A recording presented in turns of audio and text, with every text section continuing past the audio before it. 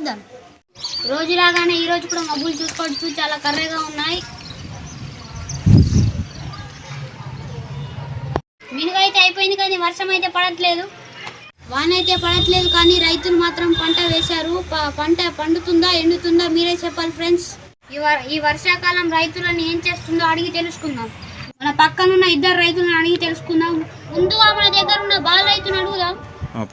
ముందుగా మన దగ్గర ఉన్న బాలు సార్ని అడుగుదాం. వాన పడట్లేదు కానీ ఏమేమి పంటలు వేసాడో అడుగుదాం. ముందుగా మా దగ్గర ఉన్న బాలు సార్ని అడుగుదాం. మొత్త సోయా పసుపు వాన అయితే పడుతుంది అని ఈ కాలం ఎట్లుంటుంది ఫ్రెండ్స్. మా వార్తల వర్ధను సార్ వెళ్ళిపోయాడు ఫ్రెండ్స్. వాన అయితే పడట్లేదు, మనమైతే బాగా పంట వేసాము కానీ వానల దేవుడు అయితే మనకు వానిస్తలేడు.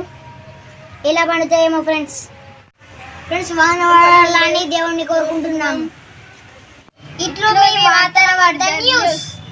లైక్ చేయండి, షేర్ చేయండి, కామెంట్ చేయండి, చేయండి.